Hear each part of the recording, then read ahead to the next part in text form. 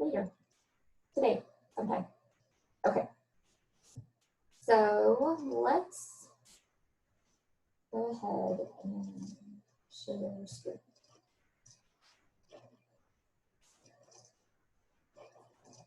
And I realized as I was putting this together that calling this teen services during the pandemic and using this fun PowerPoint background maybe didn't go quite well together, but I was feeling happy when I put this together because I was thinking about all of you. So there we are.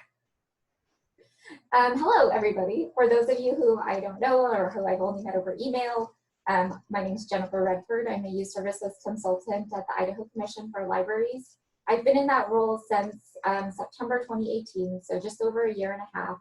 And before that, I was a public librarian at Boise Public Library for about 10 years. So I mostly worked in the children's area, but I worked at a branch, so I did a lot of things library related. And there's my email address down there if you want to get a hold of me for any reason. So before we get started, I just wanted to go over some quick Zoom things really quickly, because we've all been working, most of us have been working remotely for the past 6 weeks. I'm assuming many of you have used some sort of online platform for connecting, but if you haven't, this is Zoom that we're using today. As I mentioned just a couple of minutes ago, the audio and video can be controlled in the bottom left-hand corner of your screen.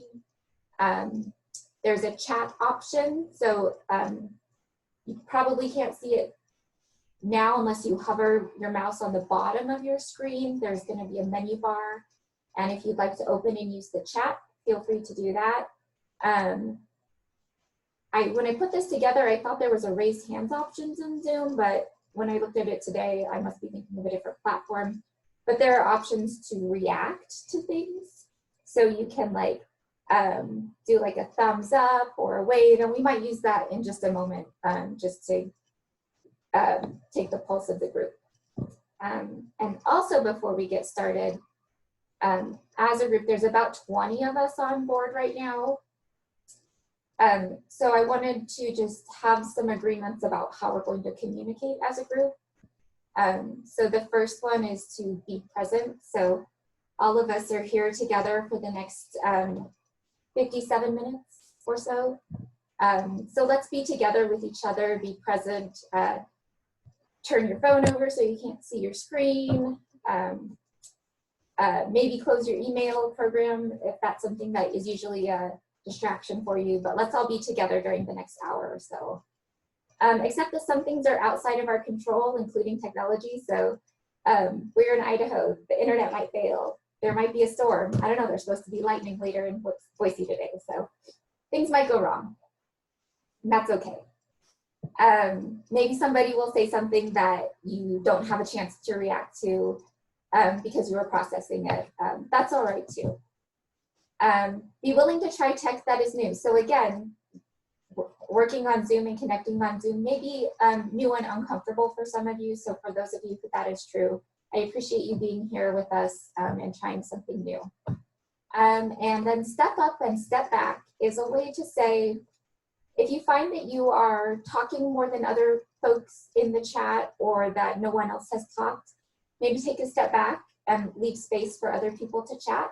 And if you have something to contribute and you're holding back, please step up and share it with the group because it would probably be very valuable for us to hear. Does anybody else have an agreement to add to our list here? All right. I can see some of you in my very abbreviated window. Looks like everybody's good to go. So today's objectives.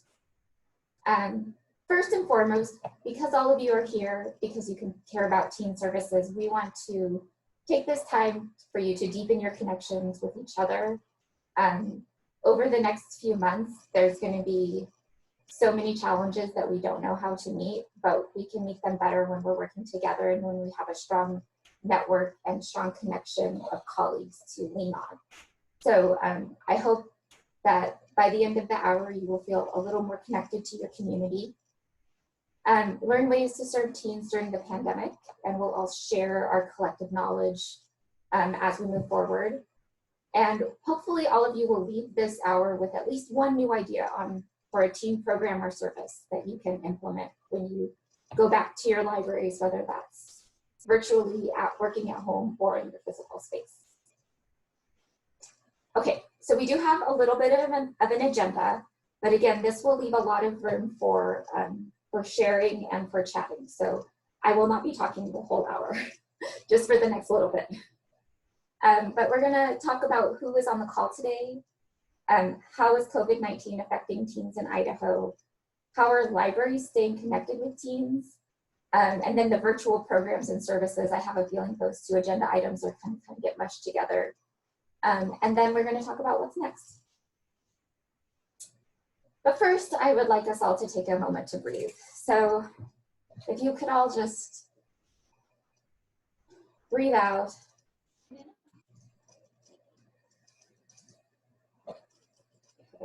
We'll hold our breaths. We'll start the whole circle over.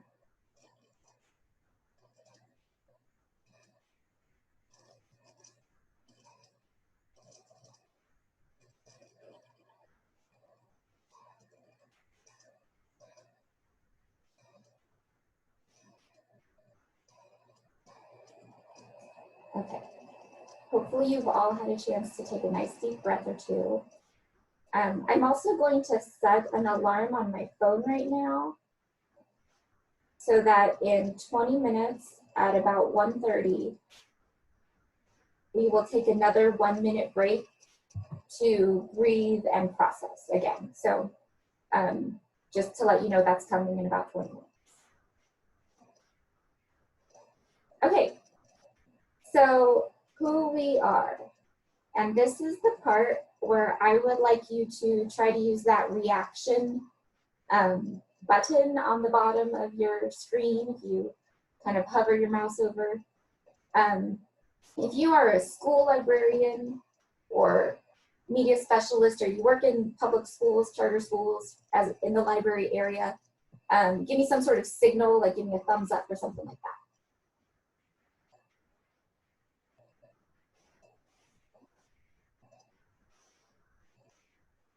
And I'm realizing that I didn't test this before, and I can't tell what you guys are saying. Okay, if you're a public librarian, give me your hand wave. Give me your emotion. Oh, there it is. Okay. So I don't know if you could see that, but we have a good mixture of public librarians and school librarians here on the call today. And I think that's going to be really important going forward for this collaboration piece that I was talking about. Many of you, if you're in the same geographic area, are serving the same teams in different ways. And you all have different channels to communicate and connect with those teams.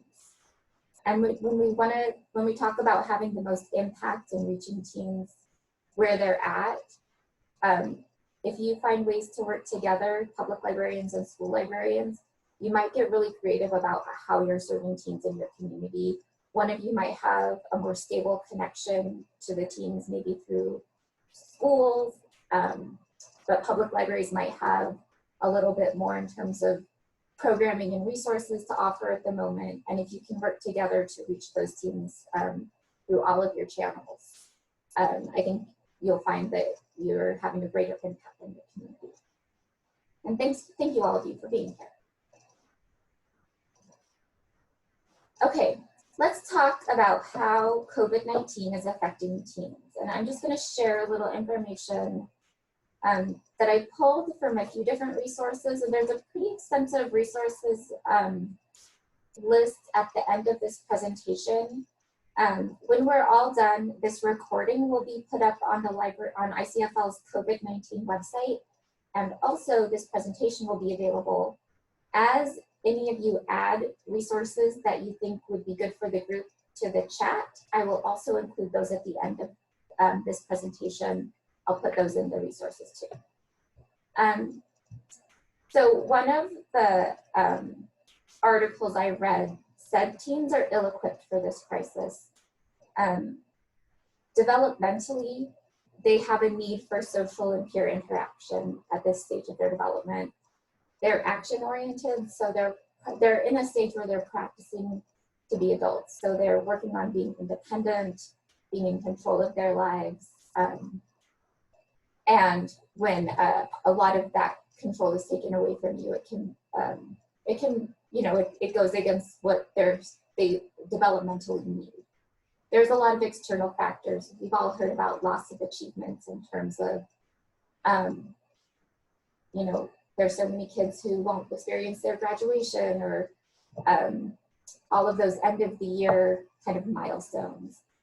There may be lack of access to tech, especially here in Idaho when we know the digital divide is such a big issue and so many communities are without even decent internet access. A lack of privacy and unstable living situations. So all of these are sort of things that teens are facing right now. And this is sort of what I've gleaned as general themes that I'm reading in different articles in the literature. But I want to know, what are you seeing? How is COVID-19 affecting teens in Idaho? And feel free to use the chat or unmute yourself.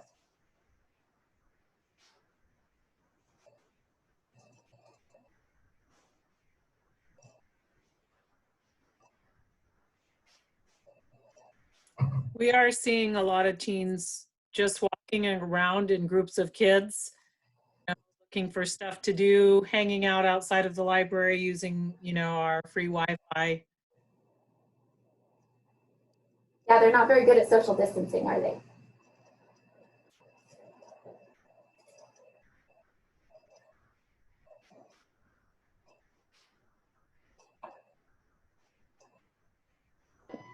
I agree. I mean, I think it's the same insight that you had, Jennifer, about social interaction. And I contacted a teacher at Meridian Middle School that works with us on a tutoring program, and he said the same thing. I said, "But what are your kids? How can we help?" And he said, "Well, they just want to know when they can come back to the library." And I said, "Okay, I don't know." Yeah, when you think about the function of your space as that place where kids can make it their own, that where there's not all of the rules of school, they don't have the rules of their house, which maybe they may, as I kind of noted on the previous slide, they may be in unstable or unhealthy living situations, and your library might have been the safe place for them, and now they don't have that. Yeah, we've had rally the teens roaming around in groups is definitely a thing. We've had an interesting situation here up in Priest River. We have at least one family that I think sort of repurposed their RV, and they've got homeschooled kids or kids that are doing online work, and they once or twice a week park outside the library for the Wi-Fi, and the kids are all inside the RV in different spots in it doing their computer work and whatnot, and staying within that space. We're also, in our case, we've been doing curbside pickup. So, we've staffed 3 hours a day where people can place local holds and that kind of thing. And so we have had a lot of connection with the homeschool groups in particular. Yeah, so from the chat, I'm hearing there's confusion and disappointment as key events in their lives are being put on hold or canceled. And definitely the teens may not have the social emotional tools to understand exactly what's going on or why any of that's significant. Kids tell me they're bored and feel isolated and just want normal.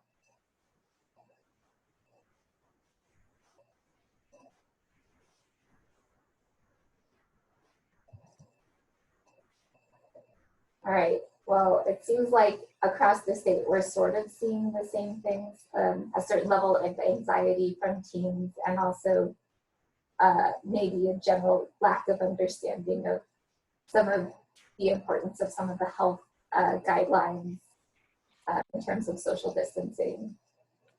I hear from teens that they are or Eric says he hears that teens are meeting in groups on Zoom and Google Hangouts with friends. They're searching for socialization. Oh yeah, Laura, your daughter's a senior in high school. No prom, no graduation. But she's connecting a lot online. Using Discord for chatting, yeah.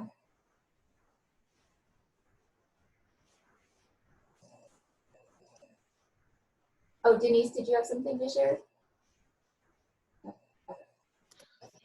No, I didn't. I had my hand raised when you asked about who was from a public library. So sorry. I'll share it. All right. Well, okay. Yeah, gaming and chatting as an escape. That makes a lot of sense. Okay, let's go ahead and move on. So let's talk about how libraries are connecting with teens, and we touched on this just a little bit. So there's lots of, depending on your community, you're going to connect a little differently. Social media, we've obviously already mentioned a couple of different social media channels. I've seen libraries share stories and images. Some of them have been like empty libraries, we miss our teens, we miss you guys. I've seen some libraries where the librarian has taken pictures of what they're doing at home to connect with teens in sort of a personal way. Encouraging engagement through social media, and then offering entertainment, even if it's just a meme. That can be a way to connect. Virtual programs, which we will talk about a little bit more in a few minutes. Libraries are connecting or using virtual programs to create social connections. There are different models for virtual programs. So there's the live events, which I think if you haven't found out how problematic those can be, try it out. You might make sure that your Zoom has a strong password with it. Some are doing asynchronous videos ahead of time and then maybe followed by a chat. So lots of different models for offering virtual programs or library resources, really pushing those resources for teens. And then email or direct communication. Depending on the type of library you work at, you may not have the email addresses of the teens who come into your library. They may not have library cards if you work in a public library, so you might literally have no way to contact them. But if you work in a school, you totally have that channel and can send those direct messages. So email and this direct communication, maybe even a phone call or a text, has been used for check-ins on the health and safety of teens, and then also to make sure that they can stay connected with resources. So I want to know how all of you are connecting with the teens in your community. And we've already heard, connecting through curbside pickup, reaching out and offering Wi-Fi to folks, so especially the kids who have to do their schoolwork online now. That's a great way. How else are you connecting with teens in your community?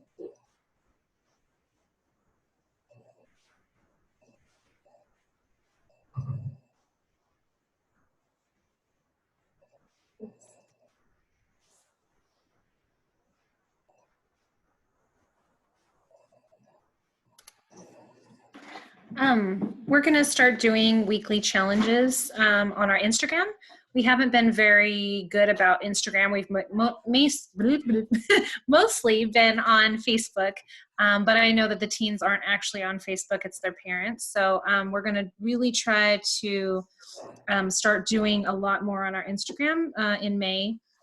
So whether it's a challenge of like create your playlist for your favorite book, or here's a little video how to make a salt dough ornament that looks like Baby Yoda, whatever it might be. It's just things they can do at home, and then we'll have prizes they can pick up and things like that. So I also wanted to look into Tabletopia, I think it's called.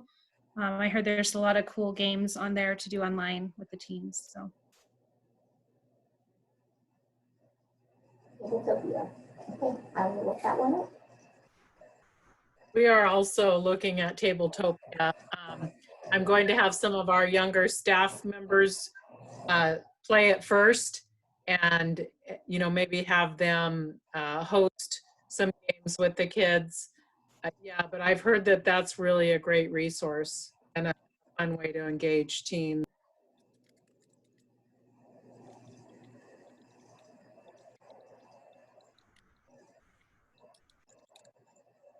Is anybody out there emailing or texting with the teens in their library that come into their libraries?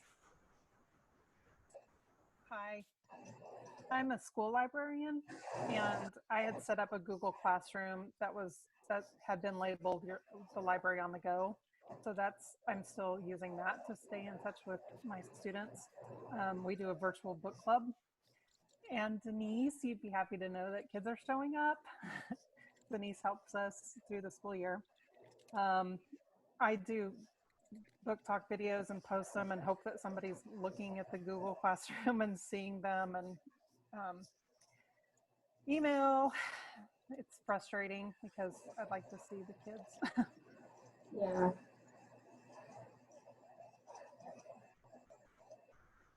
So Tina says that she has asked the librarian virtual office hours for kids who need help with schoolwork. Lots of social media trying to do a poetry contest.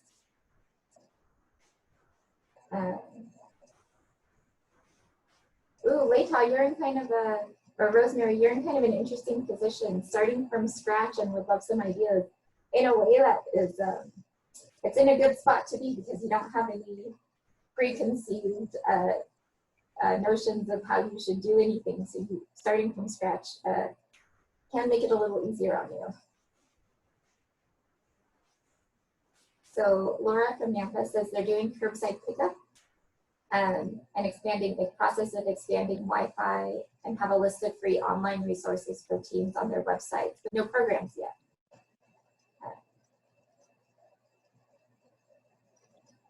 Yeah, I know.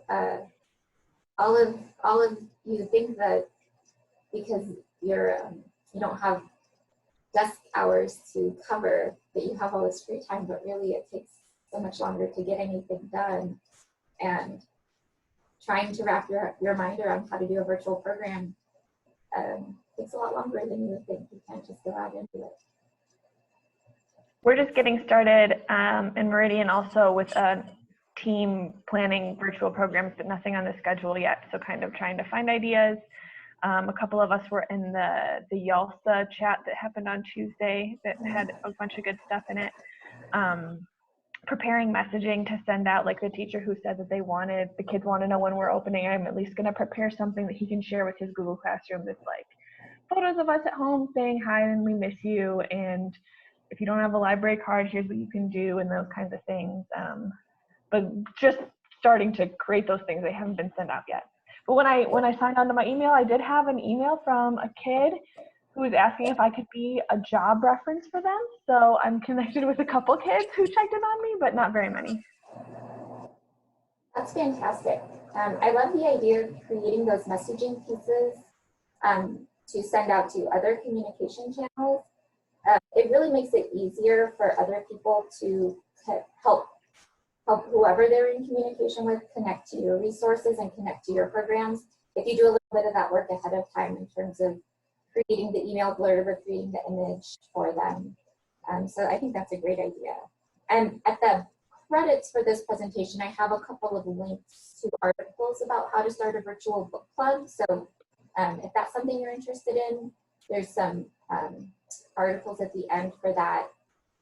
My only thought with that was you have to make sure that kids have access to the books, which if your library is closed may not be a thing, unless you can offer the ebooks and get access to them that way, or if you can get creative.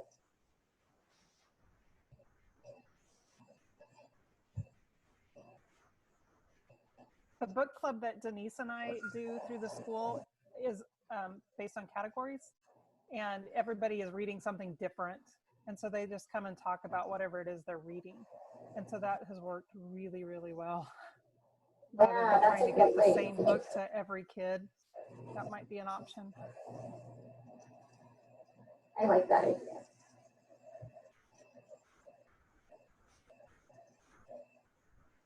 Can you give us an example of some of those categories?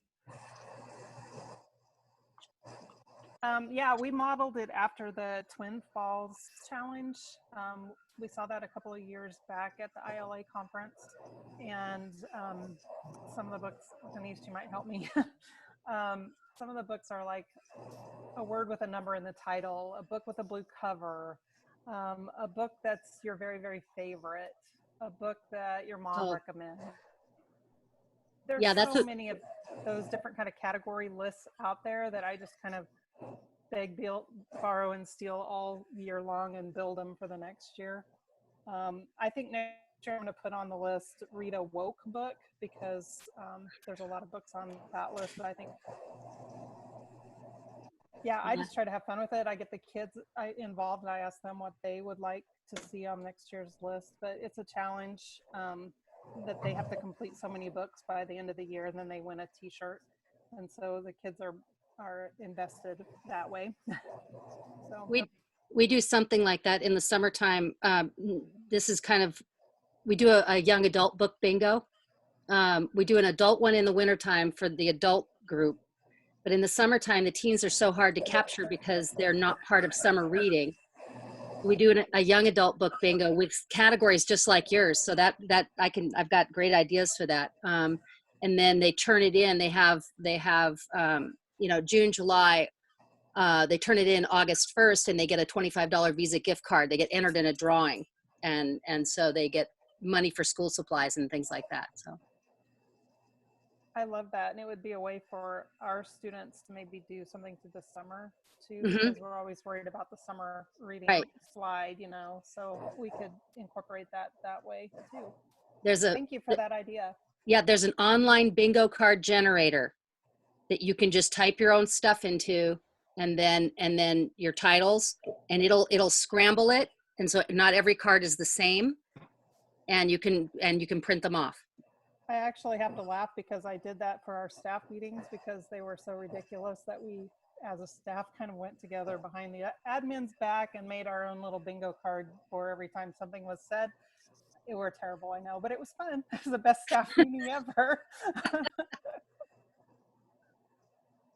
All right, well, as promised, it's been about 30 minutes of us being on a screen together. So I'm going to set another timer for 1 minute, and we're just going to have 1 minute of quiet time, processing time, breathing time, and then we'll start back up.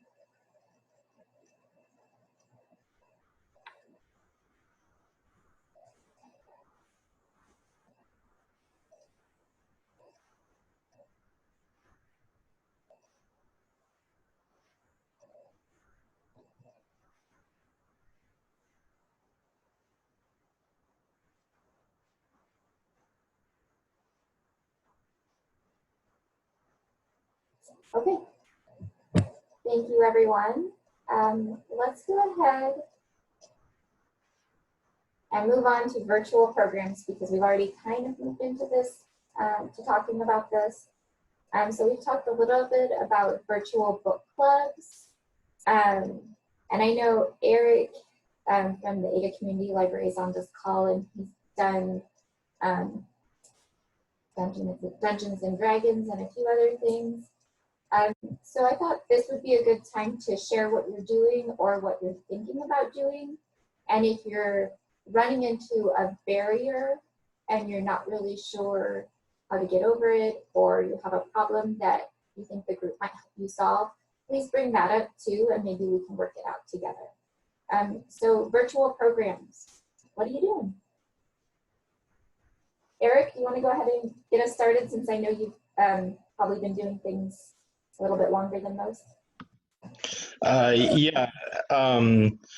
So I started Dungeons and Dragons from my home. I had a good group at the library before the pandemic started, and I wanted to do Dungeons and Dragons from home over Google Hangouts. So we're using Google Hangouts instead of Zoom. I know some of the parents and some people were concerned about the security of Zoom and all that. So it looks a lot like Zoom meetings, except we're telling a story with Dungeons and Dragons. The kids have their character sheets at home, and I found PDF files of the books and the rules that they need. I've also found a couple of dice rollers, because I know a couple of my kids don't have the dice they need to play, and it's actually going really well. We have a chat box on the side where a lot of kids are using the chat box to socialize with each other. And then we play from 3:30 to 6:30 on Wednesdays. So it's about a 3-hour span. A lot of it's chatting and playing the game and interacting with each other. So that's going really well. Our libraries are going to go in and start doing virtual programming of the pre-recorded type and the live feeds. So we're going to do challenges, but I did a couple of cooking videos for teens, and we're going to put those up online. My big question for everybody is how, especially as a public librarian, how do you get connected with teens via emails? Because I don't have any emails of teens that I know of, and how are people doing that?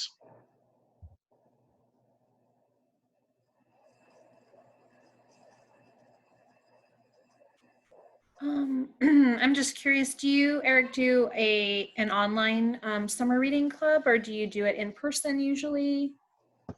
Denise, we are doing, we've done it in person. We have never done it online.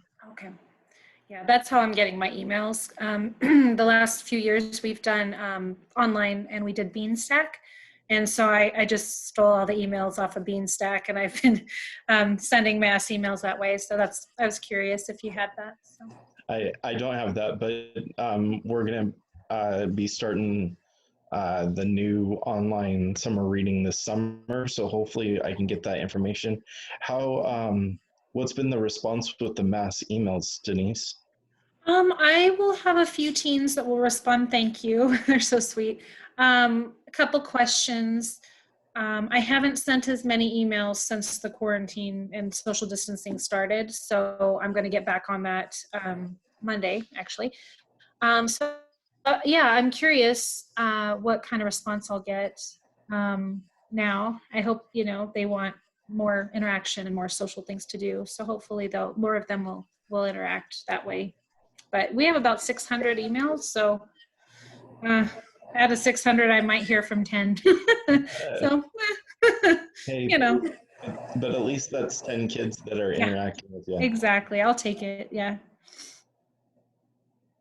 Eric, you might consider contacting the librarians at the junior high and high schools that are near you to see if they can not give you their email list, of course, but send out yours in their communications, so that if a teen wants to get involved in Dungeons and Dragons or some of your other virtual programs, they have your email, or at least have a link to your website or something like that. That would be good. Thanks, Jennifer. Yeah, and Denise, can you remind me what library you're from? I work for the Community Library Network, so we have 7 libraries and our bookmobile and our Discovery bus up in North Idaho. So,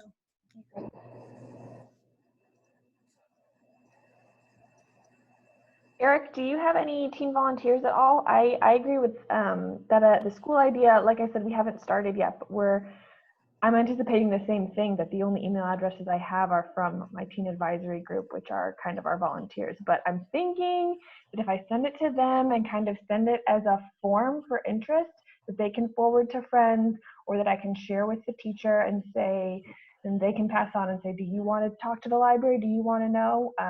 And we have an existing Instagram channel too that we're planning on sharing out. But the volunteers know other kids, and so I'm hoping that that can kind of like be the chain reaction.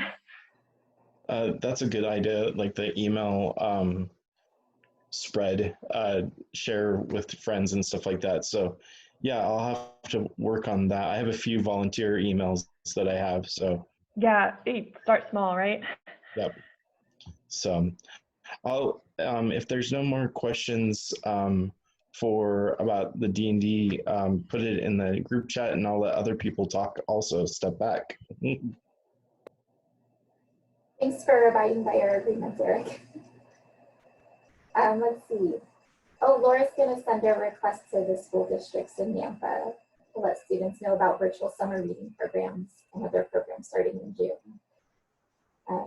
Yeah, the schools, especially those that are doing a lot of the online instruction right now, are in regular contact with those kids that you want to reach. So this is where those partnerships, if you've already have them established, can really help. And they may be looking to you to partner too, because it's a lot of work to provide content for kids, and especially over the summer months when the schools maybe won't be filling that role. So it's a good time to reach out to your school district partners if you haven't already. Yeah, these are really good ideas of virtual programs, Rosemary. I agree. Other things that I've seen that libraries are doing are the virtual escape rooms. And there's a lot of those online. There's actually a website that's like 30 best virtual escape rooms. So those have been fun. I like the idea of doing challenges over your social media because that's a great way to get engagement from teens. I've seen some that I've seen adults doing where they're recreating book covers with household items or things they just have in their house. So things like that are always fun, especially when you can push the creativity. So I'm interested because so when we're talking about virtual programs, everybody's sort of first thing was to get the story times up and going. They're a little bit more formulaic and established, and we sort of know what to do with those. But with teens, because your group that comes into your library is so different, maybe even from week to week, I think your programs tend to be a little bit more flexible, and you don't necessarily do the same thing from year to year. So in a way, you're always reinventing your teen programs. Which is good and bad, but it makes it hard to do it virtually. So I'll be really interested to see what everybody ends up doing. I think I saw one library that did a virtual hangout and they didn't protect their Zoom and it just went south really quick. So make sure you use the waiting room function if you're using Zoom. But you can't filter out everything, I guess. So we've got, escape rooms, social media challenges, taking those tabletop games and making them virtual, like D&D, book clubs. What is missing from how do we get like the DIY programs? That's another big thing that I think I see a lot in the teens here. Or are we missing anything?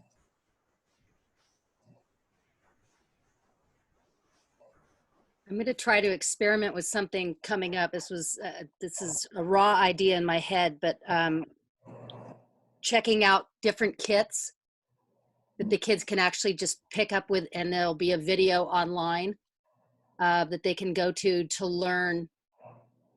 I was thinking I was going to start of all things with circle knitting. I have a weaving group and that kind of thing, but something like that, which is really super easy for them to pick up, check out, take out, with everything involved with it. And then they can see the demonstration video that I'll do online. I have actually, one of the things is trying to figure out how to mount the camera to my head because I don't want to go spend the money on a GoPro. So we'll see. It's going to be an experiment. I love it. That's a great idea. Yeah, Denise said they're doing some craft kits for teens too.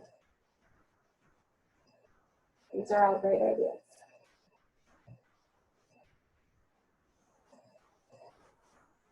So we've talked a little bit about what's next. It sounds like a lot of you are still getting your feet underneath you when it comes to virtual programming or haven't quite launched those yet, or you're thinking about alternative programs in the form of kits, or maybe whatever guerrilla programming you would have done inside your library, you send it out to teams.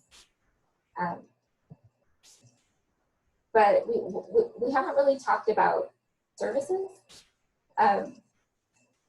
which is like how do you make sure that teams have access to library services? So have access to your collection, reference services, other, like all the databases. What do you do after you got the virtual piece, kind of the virtual programming piece taken care of? Is anybody working on that? It's okay if you're not. You've got lots to do.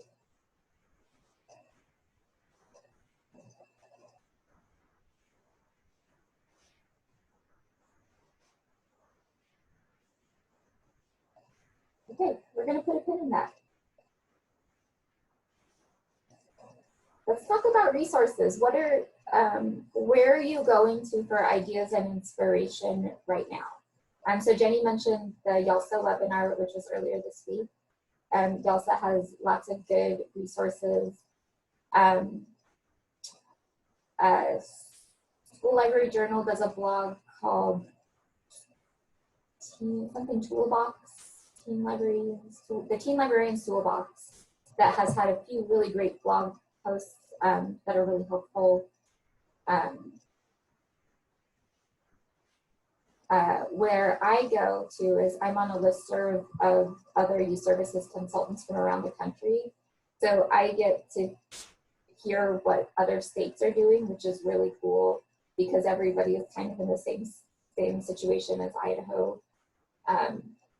And so a lot of what we're doing is what other states are talking about too. So, but I find that group very inspirational. Teen Services Underground, yes, they've always got great ideas, and they are on Facebook.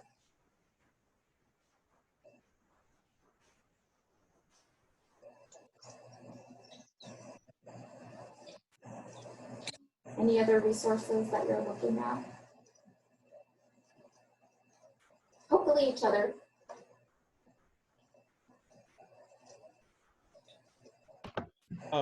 Jennifer, what was the first thing you said that teen library?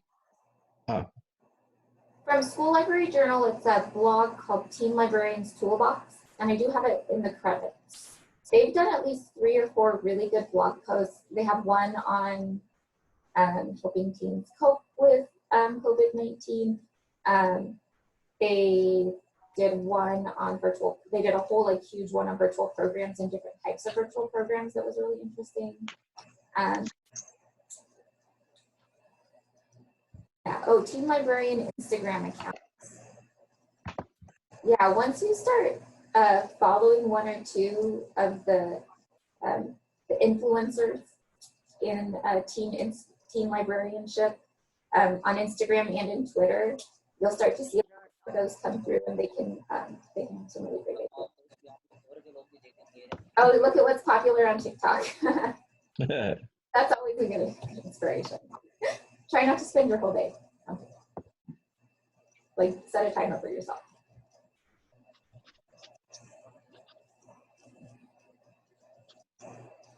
If you want to throw any ideas in the chat, I will make sure that they get added to our credits and resources at the end of the presentation, so that when this goes out on to all of you, you can have access to that. And we'll be publishing the chat too, I believe. Okay, professional development, my favorite topic to talk about. So remember that time that we were going to do all those transforming team services trainings around the state, and then we did them in the Treasure Valley, and then the whole state shut down, and Eastern Idaho and Northern Idaho couldn't get the 8-hour training that everybody else got. Good news, the YALSA group that originally created that facilitation guide is working on putting this in an online format. They're just for the sake of being able to facilitate the trainings and also get feedback and the assessment that we need for the grant that funded everything. They're through a platform called Canvas, which runs very similar to Blackboard. We were just given an orientation on how to use this maybe last week. So in the next few months, Maria Ricks from the Meridian Library and I will be learning how to use Canvas so that we will be able to offer all those transforming team services trainings to you online, asynchronous format. So something where you watch a video, do it, read something, there's facilitated discussion at some point. The thing is, moving it online makes it a little bit longer. So what would have been a 3.5-hour training moves to like a 5-hour training, which is a little bit more of a commitment, even though it is online and you can do it in your own time. So Maria and I will be looking at how best to implement that, but I want you to keep it on your radar and know that we will be providing that support for you professionally. The trainings are great. They cover connected learning really comprehensively, which is making sure that the types of services and programs you're offering really connect to the lives of teenagers that you're serving.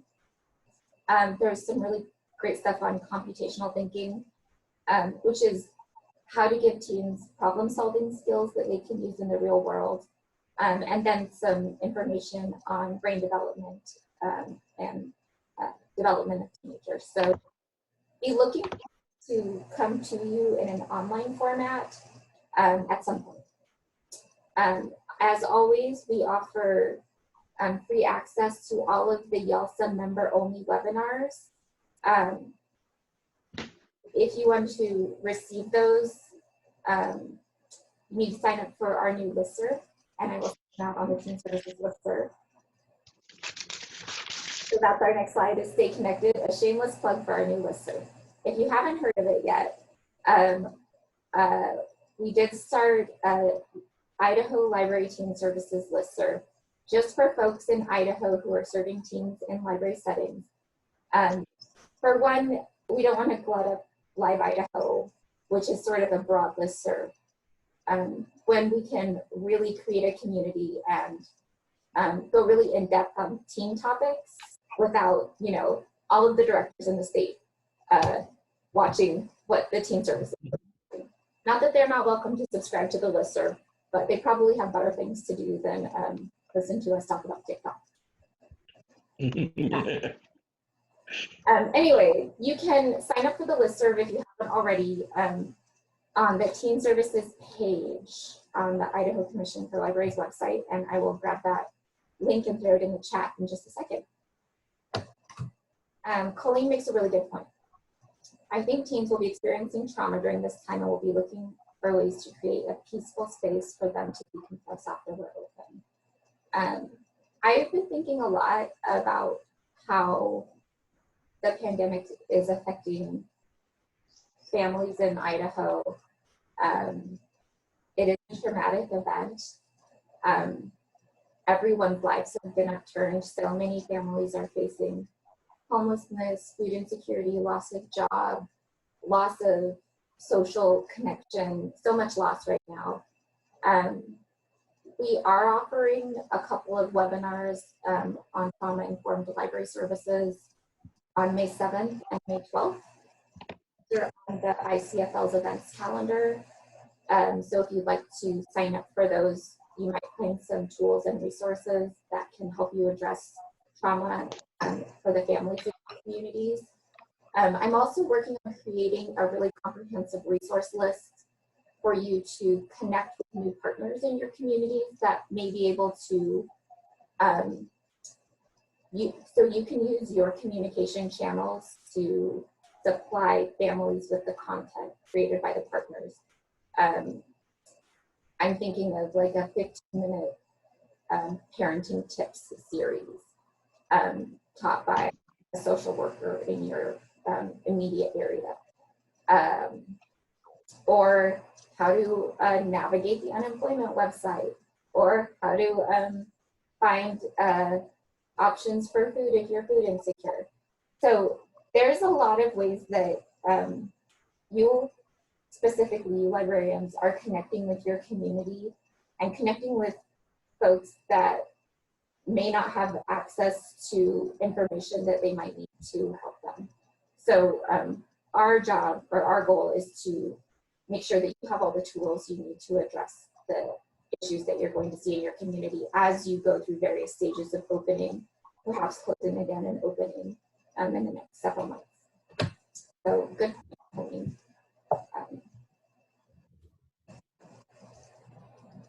Okay, does anybody have any questions or anything they'd like to talk about? We have about 6 minutes left, and I'm happy to just let any of you or all of you chat.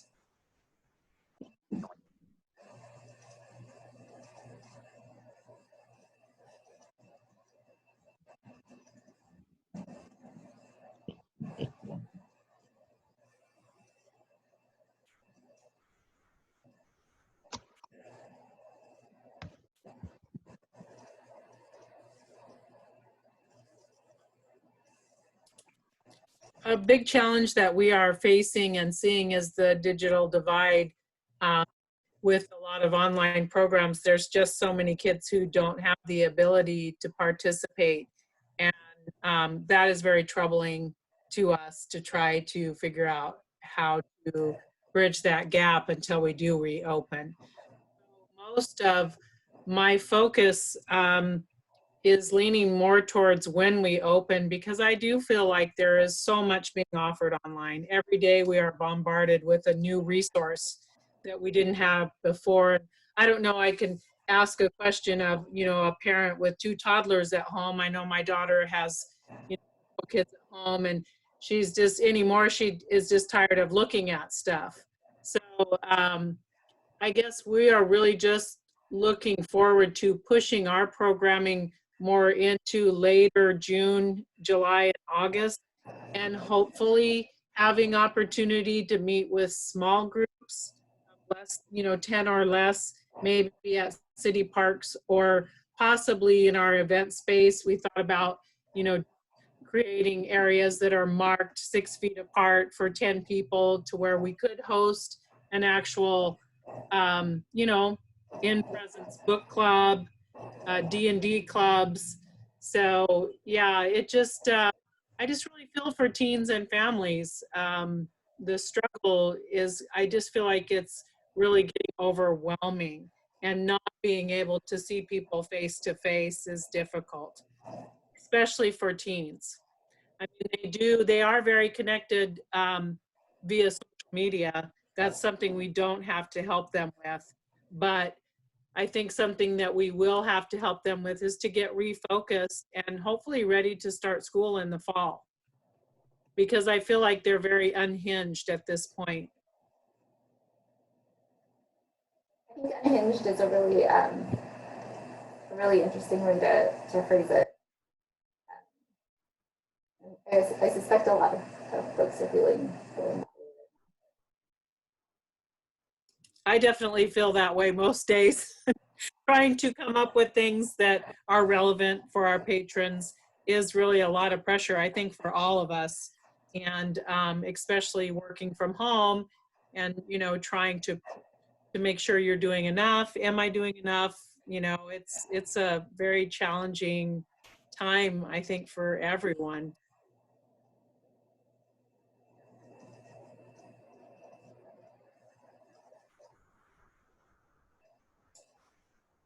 I feel like the thing you said earlier about there's so many resources that it's a little overwhelming is It's so true.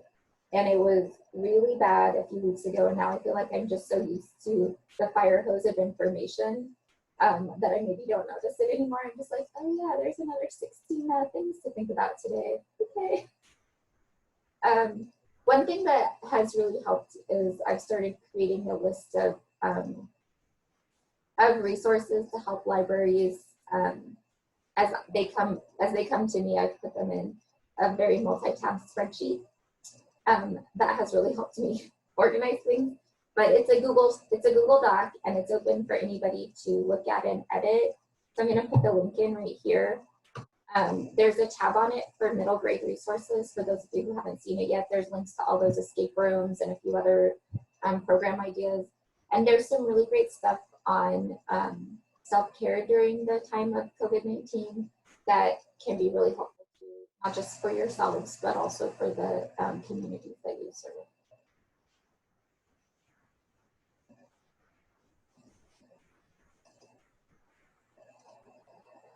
Let me go back really quick to the PowerPoint, because I did have a couple of slides of resources. So I'm just going to share these really quick. But these again will be posted on our website on the COVID-19 page. Oh, the Oakland Library has a really good COVID-19 FAQs for teens. That is really well done. And then for those of you who are into podcasts, the folks that did the Serial podcast are doing one called Quarantine that is sponsored by Junior Library Guild and is specifically about being a teen during quarantine.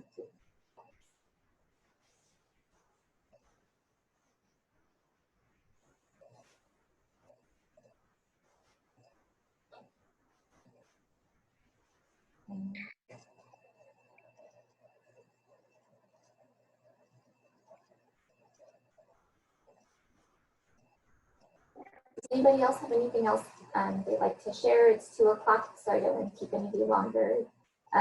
Maybe you have back-to-back Zoom meetings. That happens now. All right, well, thank you all of you for being here today. Thank you for sharing.